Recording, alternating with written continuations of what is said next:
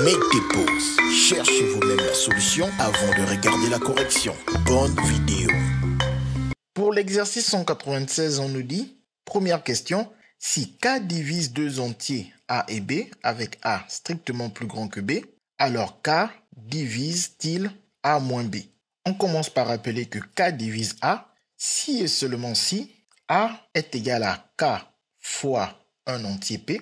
De même, K divise B si et seulement si B est égal à K fois un entier Q. Et maintenant, on s'intéresse à A moins B. Comme on a des expressions de A, on remplace alors A et B par leurs expressions dont A moins B. Le A est remplacé par K fois P et le B par K fois Q. Puis on voit que K est un facteur commun à ces deux produits. On factorise alors par K, on écrit K fois, entre parenthèses, le reste des facteurs qui ne sont pas des facteurs communs séparés par l'opération d'addition ou de soustraction, ici dans notre cas de soustraction qui sépare ceux qui ne sont pas des facteurs communs. Puis ce P moins Q, on peut lui donner un nom. On peut par exemple l'appeler R. Et donc en remplaçant dans cette expression, A moins B devient égal à K fois R. Et on est sûr que ce R est entier, parce que P et Q étant entiers, la différence de deux entiers donne un entier. On a donc écrit A moins B comme étant K fois un entier, ce qui prouve que K divise A moins B. Pour la question B, on nous dit, pour son anniversaire, Jules veut offrir des paquets de bonbons identiques à tous ses camarades de classe. Il dispose de 108 bonbons rouges et de 135 bonbons noirs. Et il ne veut garder aucun bonbon. Petit a, combien de paquets de bonbons Jules pourra-t-il réaliser au maximum?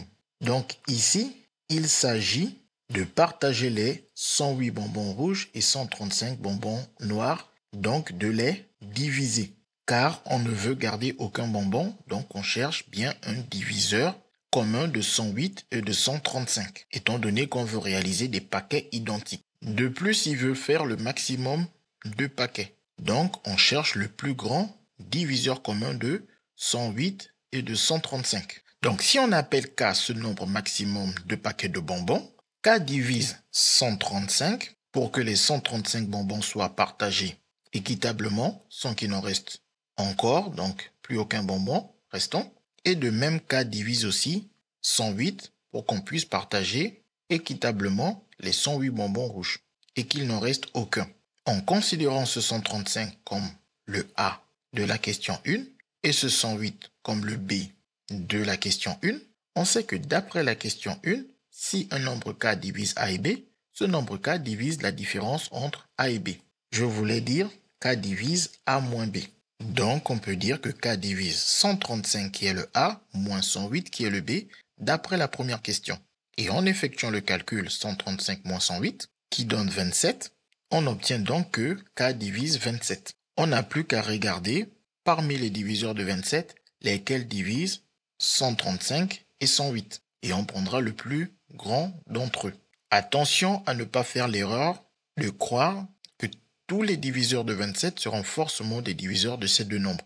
Même si c'est parfois le cas.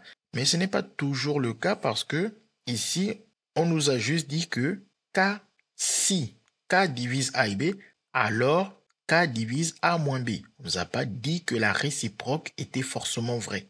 Donc si on veut dire que tous les diviseurs de 27 sont des diviseurs de 135 et de 108, ça, il faudra démontrer que si K divise A moins B, alors K divise A et B.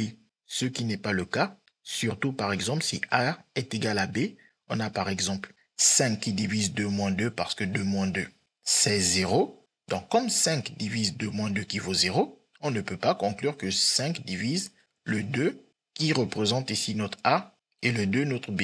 Et même si on prend le premier strictement plus grand que le deuxième, on a bien 2 qui divise 9 moins 5 parce que ça vaut 4, mais 2 ne divise ni 9 ni 5. Donc la réciproque n'est pas vraie en général.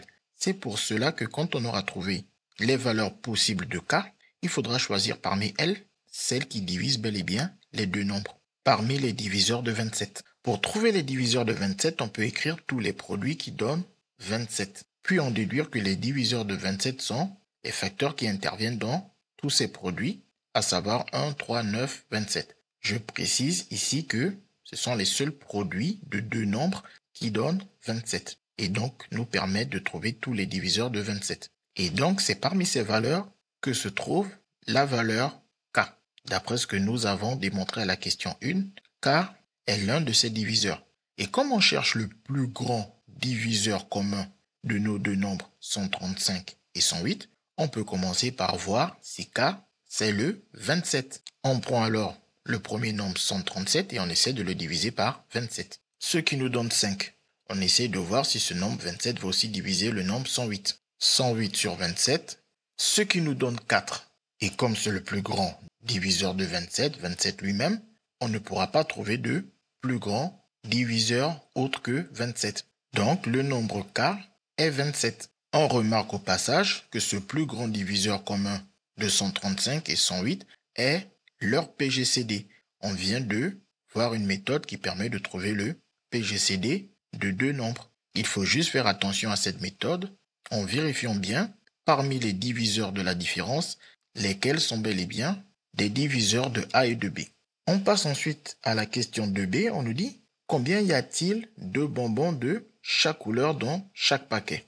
Nous avons déjà fait ce calcul étant donné que nous avons trouvé qu'il y a 27 paquets.